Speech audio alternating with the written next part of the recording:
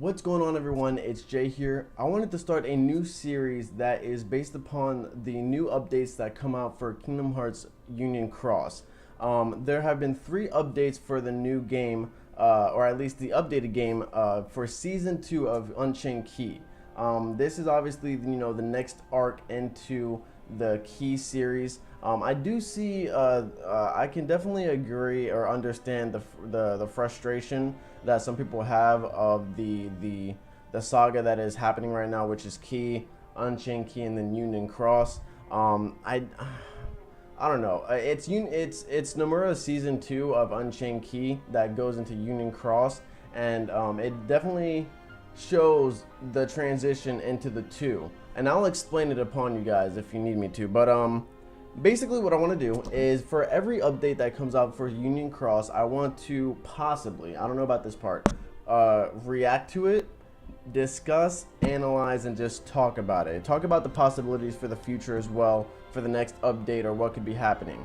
Because, with this Union Cross update, and then 3 story updates to that, to jumpstart Union Cross, definitely a lot of interesting stuff, and I'm going to talk about all of that. So with the first update, it was shown that, there's a lot of things that were revealed right off the bat with this first update, and let's get started with all of this.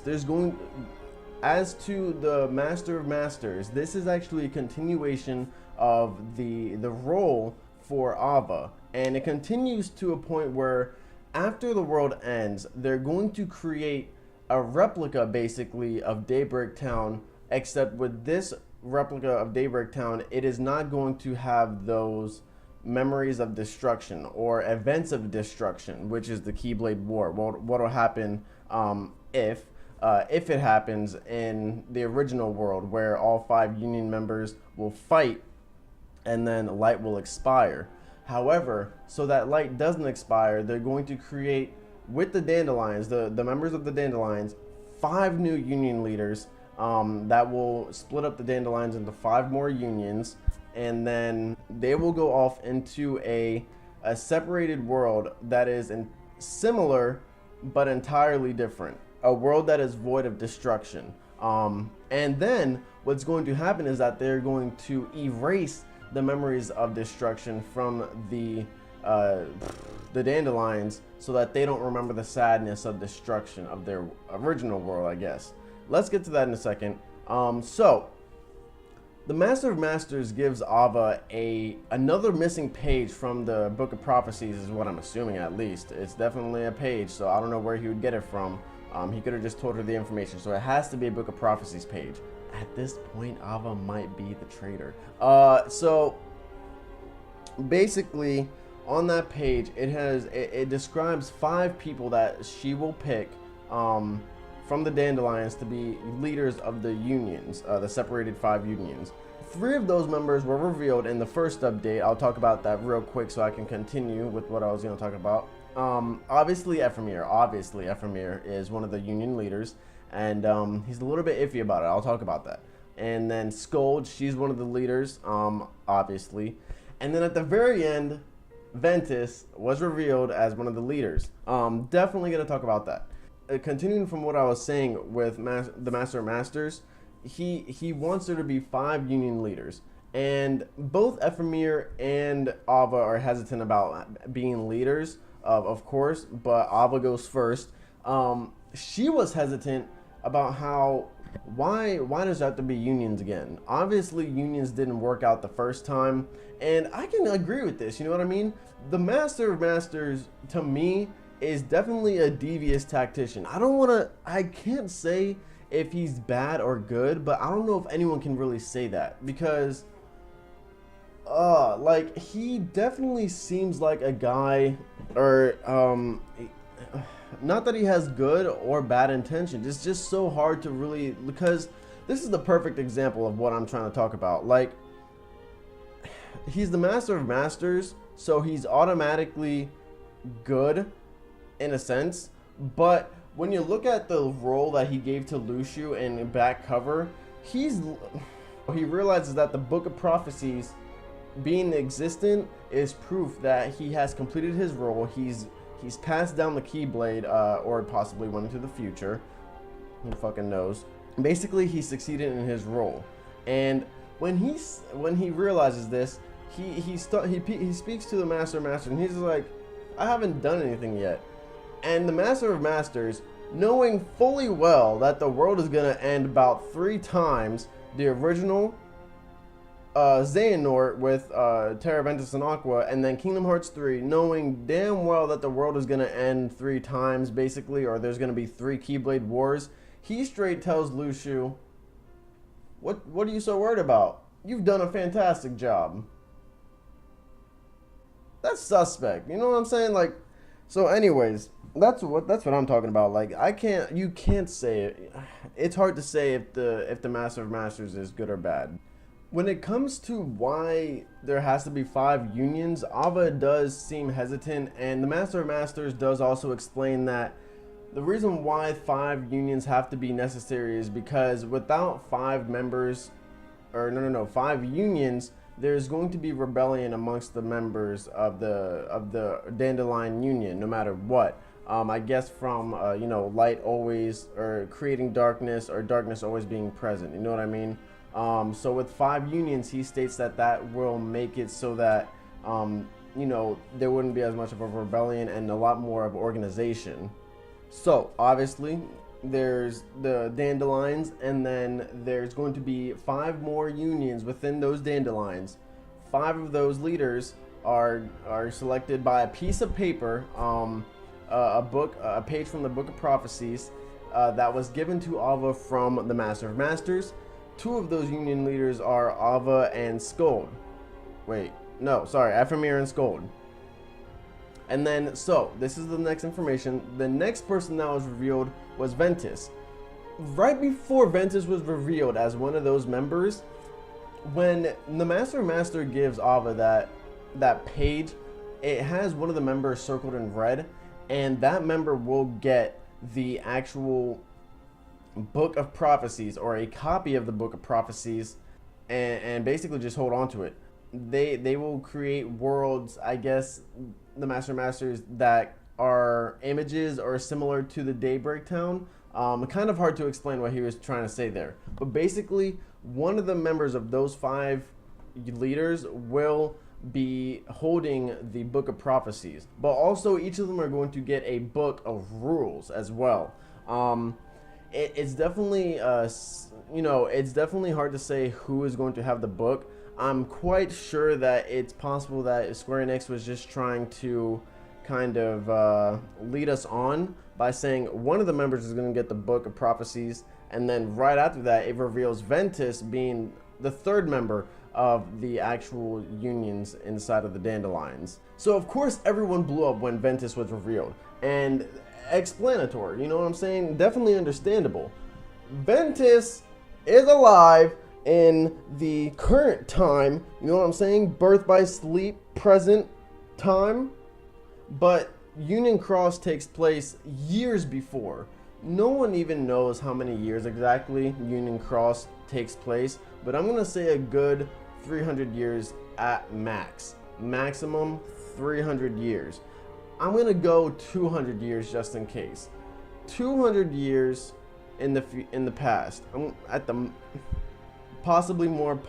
I'm gonna say possibly more. I don't think any less than that. So minimum of 200 years into the past. Ventus is standing right there. Shorter hair, I can prove that because there's a skin for Roxas's hair, which is the same as Ventus's hair. Ventus's hair looks a little bit shorter in this time, so definitely time has passed by, and a lot of people have been speculating how he was thrusted into the future, into Xehanort's time, I guess you could say. I personally, so far, really the only possibility that I can think of is he was probably thrown into the realm of darkness.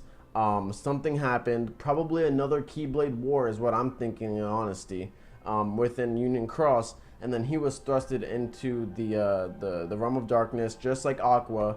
A lot of time passed, not as much for him, but his hair grew, and then Xehanort just took him out of the realm of darkness. No memories that he has of the past or something. I don't even know what the... Man, all I hope is that it gets answered. You know what I'm saying? The issue that I had with back cover and Key is that, especially Key and then into back cover, is that Key had so many fucking questions that were left unanswered, the original PC game. And then back cover did not answer any of those damn questions, you know what I mean? And then they left more fucking questions because, you know, the Keyblade War wasn't shown. Nothing was shown except for basically the roles of the... Let's continue. I digress. So basically, that's what happens in the first update. You know, Ventus is revealed as one of the members. He's obviously in the past and stuff. And one member will have the Book of Prophecies, as well as each member will have a set of rules for the new world that they're entering into. The world without hurt and suffering is basically what's going on here. And that's basically the end of the first update. So let's get into the second one. This update was relatively short, and it does slightly explain what's going on in this new world. And it definitely reveals what happened at the end of Key. So the Unchained Realm is what this new world is. The Unchained Realm is this replicated Daybreak Town that will be that will have the capability or something, whatever, that will erase the memories of the past, which is the Keyblade War. It doesn't make sense to me that everyone's memories has to be erased when not all of them participated in the Keyblade War. Their mission, first of all, was to leave before the Keyblade War starts, so that the Keyblade War starts, world is ended, and then they can, you know, continue living and allow the light to live. But the mission or the point of this new world is that it's going to erase the memories of sadness and suffering from the original Daybreak Town, so that they can continue adventuring with their friends in a Union Cross and forget those memories, replace them with good ones in this new world. It is interesting to me now. So what's shown in this update, I think it was this update, is how it does show a little bit of Key that has the war. It shows the part where right when the war starts, basically, where Aced kind of approaches the Keyblade wielders that are fighting each other, kind of creating a conflict, and he's just like, yeah, we're going to war, bro. Like, face me right now. And then it kind of shows glimpses of the war, and it shows how, you know, the war ends, and then Ephemera and Scold pick you up and take you into the Unchained Realm so that you can continue to live. I guess because you guys are really good friends. See, they want you to live as well. They don't want you to sit there and die during the Keyblade War. So they take you to the Unchained Realm, the new Daybreak Town, and it shows you having those memories in a nightmare, and then he just kind of forgets them. He's like, was that a dream? So the plan is to have them in this Daybreak Town while they sleep. Well, I kind of want to talk about that too. While they sleep, the nightmares that they experience, the old memories, they wake up and they think it's a dream. So their memories are kind of slowly fading away because, you know, obviously with the dream, the memories of the dream don't always last forever. They kind of disappear after a while. So that's the plan. The thing I just want to talk about slightly real quick is that if he's sleeping and he's experiencing this stuff, like, does that mean that you're basically asleep at all times in Daybreak Town? Like, I'm so confused at this point. Like, how I don't know, man. Anyways, let's go. I digress even further. So, like I said, this update is very small. It kind of just explains how the Unchained Realm, Union Cross, and Key all fit together in one. In a sense, it kind of explains it slightly, how it's going to work and how you're going into the Unchained Realm and beginning this Union Cross. But one more thing was added in there, how in this new world there are things that are similar. Like I said, Ephemera states there are things that are similar, but every time that he senses something different, he senses a different type of darkness. In the last, then from the first world. In the first world, I guess, you know, darkness. But in this world, there's a different kind of darkness that I guess basically just gives off a different vibe to him. And, you know, it's definitely just something to look forward to, because he says that there is definitely a dark intention.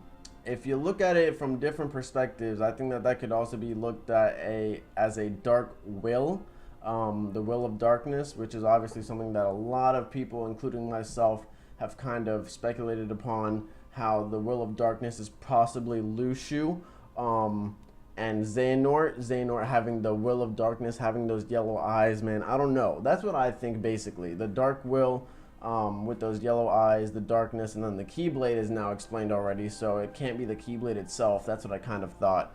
Let's continue. So basically, there's a darkness in this world that is definitely present, and Ephemera obviously senses it pretty well, which is a little bit, different. It's kind of like Riku, where he can smell darkness, you know what I mean? So Ephemera is very keen on the presence of darkness, and he can feel that within this new world that is similar but different, there's a new type of darkness that is kind of prowling around, and they're going to investigate it. But he ends up telling Chirithy about this darkness when they weren't supposed to. Basically, he shouldn't have said anything about the darkness, because it was something that they're, I guess, kind of investigating into. But he wanted to tell him, just to, I guess, give him a heads up. But that is what's going on right now. So that's that, and that was the second quick update. And then this third update reveals the fourth member. What basically happens in this fourth update, third update, the fourth member is obviously revealed. His name is Blaine. He looks, as many people say, he looks very, very similar to Ienzo, which was one of the apprentices in Radiant Garden to Ansem the Wise. He was a child at that point, that's the other thing. It's like they look similar, or they at least have the same kind of hairstyle. But this guy, he's a child, technically. He is a child, or a teen of some sort. And then Ienzo is a child in Birth by Sleep. There are similarities. I don't know if they're going to be the same person. However, so let's get up with this update. Ventus was basically talking with Ephemera and Scold, basically getting in his feelings, saying how he's a loner. He's never really been in the higher ranks. He doesn't really know why he was chosen. Doesn't have a lot of friends. And then he's basically jealous of Ephemera and Scold for being friends. But then they're like, yeah, you're our friend too.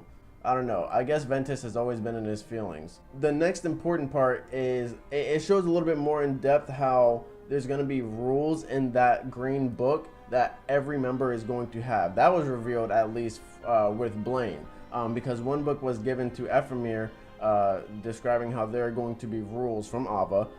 There are going to be rules that those 5 leaders need to follow. One of those rules are including they cannot tell, they need to keep a secret the fact of that past world ending in destruction, of suffering. They want to keep the memories of suffering secret. Not only erased, but secret if they ever remember it or something like that, or they start to investigate themselves, you know what I mean? They meant to keep it secret. That's one of the main rules. Blaine, he seems very, very, I'm gonna have to say he seems a little bit suspicious, That hat that he has that's covering his eyes, that spells trouble, you know what I'm saying? I think, hopefully he's just a nice character. Hopefully he's not really that much of a bad guy, but the way that he is kind of shrouded in mystery at this point, it definitely brings a little bit of suspicion, especially because he was the first one to mention, we got this book of rules. Are these rules absolute? Do we need to follow these rules? Already, that kind of shows a little bit of rebellion with him, or kind of just he's gonna do his own thing, even though he's a leader. But only time will tell how he will act as a person. Hopefully he's not too much of a bad guy at all. Hopefully he is a part of the good guys. I mean, it's not, should there be any bad guys in this kind of situation? The reason why I think that is because these are dandelions, you know what I'm saying? They're supposed to be people with strong hearts of light that will keep the light safe and alive.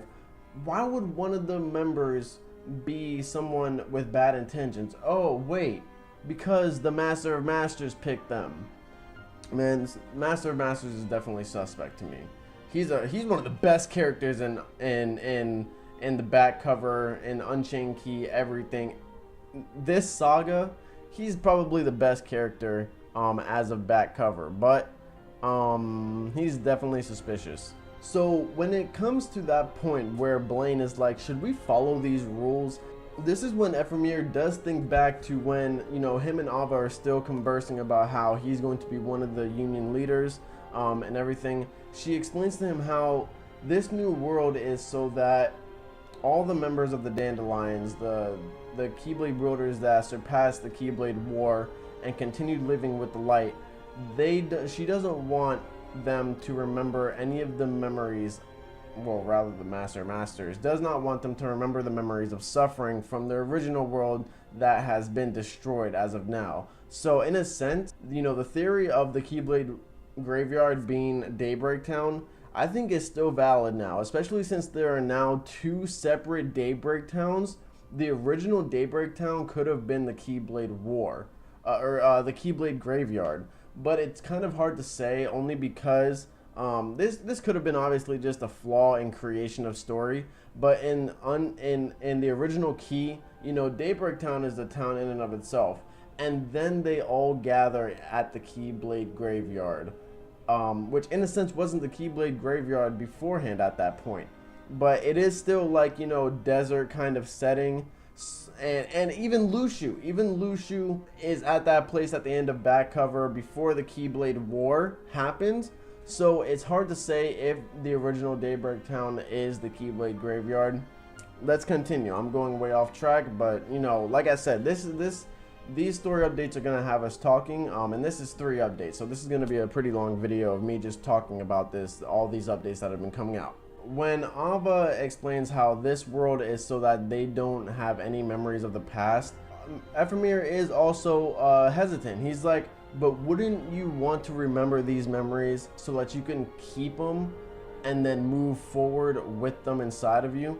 And then, you know, she's just like, of course you would say that, but when the moment comes, are you really gonna want them to remember memories of suffering and sadness? That's when it goes back to the 4 members, or the 4 leaders of the Union so far. Blaine was stating how, do we need to follow these rules?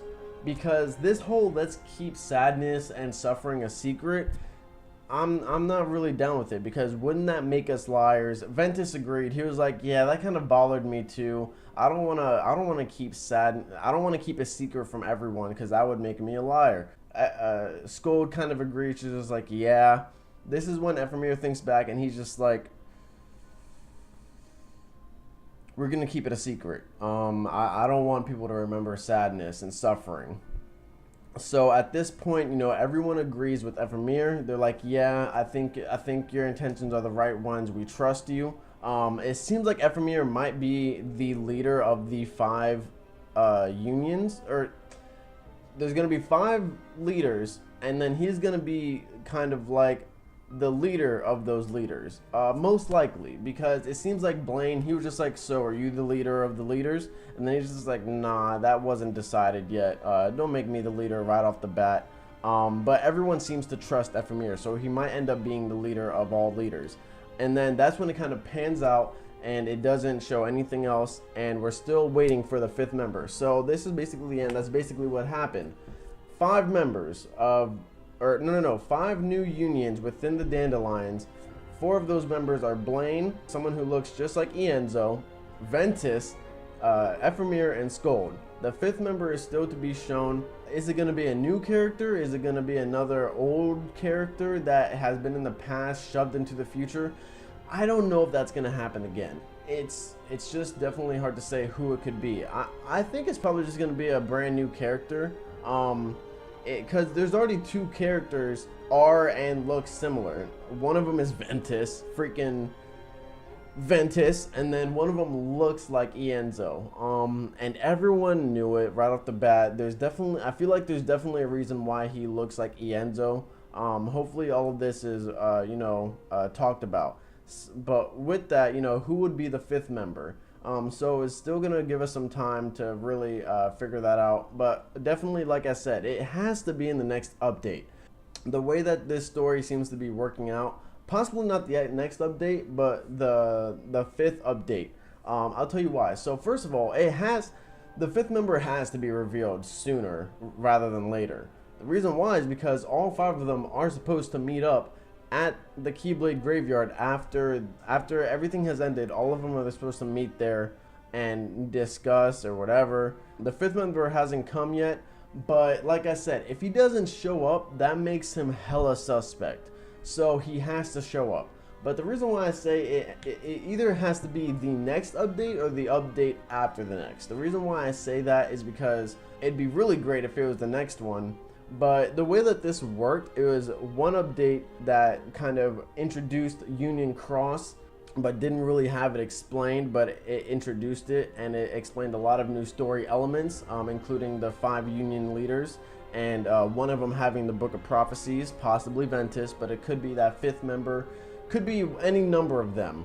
It could be Ephemera, since he's so, you know what I'm saying? Like once he learned that he was a leader, he's just been like, I don't know how I feel about this, man. And then throughout that whole process, he's still acting the same way. You know, if one of them has the Book of Prophecies, one of them is going to have that kind of suspicious or just kind of different outlook, personality. So it could be Ephemera, could be Ventus, anyone could have that Book of Prophecies. But basically that's what was shown with this update. The second one, it explains, you know, how Union Cross and Unchained Key kind of diverse into the next. And it also explains how you're still alive a little bit better than Key, the original PC game, because at the end of that game, the Keyblade War ended. You were a part of that Keyblade War, and then at the very end, you're loafing there, all the Keyblade, everyone's dead except for you, basically. And then Ephemera and Scold come up and save you before you die, and take you into the Unchained Realm. It explains all of that. Kind of. You just have to kind of get an understanding for it, but it doesn't explain everything in detail. It does definitely though, and I don't know. And then the third update, it shows the 4th member. So with that, it was one story update that had really important information about the leaders. The middle update that was literally just a little bit of explanation to the Chirithy and how there's going to be a little bit of darkness or new darkness, definitely darkness that is going to be there. And then the third one was more of a big story update where it had the Master of Masters, Ava, and a 4th member revealed. So it could be, you know, another update will come after this one where it'll have a little bit of information, explaining something, you know, just shedding light upon something, explaining something, basically. And then the update after that one will reveal the 5th member. I think that is definitely possible. But I'm hoping the 5th member will be revealed sooner rather than later. Because if anything, sooner or later is definitely within the next 2 updates. The next 2 updates, the 5th member has to be revealed. If it's not, if he's not, she's not, I'll be a little bit blown. It is gonna definitely be a he. Wait, no. It's gonna be a she. I'm not even gonna talk about that. So I hope you guys enjoyed this video. Basically, all of this new information is really amazing information. And there's just going to be a lot to talk about. I hope you guys enjoy this series. This video was definitely a long one, and I do apologize, but I definitely wanted to talk about this. If you guys are still here, I do appreciate you watching this. I hope you guys enjoyed this discussion video and analysis for these updates, and then more are going to be coming, and the story is just going to get more and more interesting. So I hope you guys stay with me for it. But other than that, I hope you guys enjoyed. Like it up if you haven't already, and I will see you guys in the next video.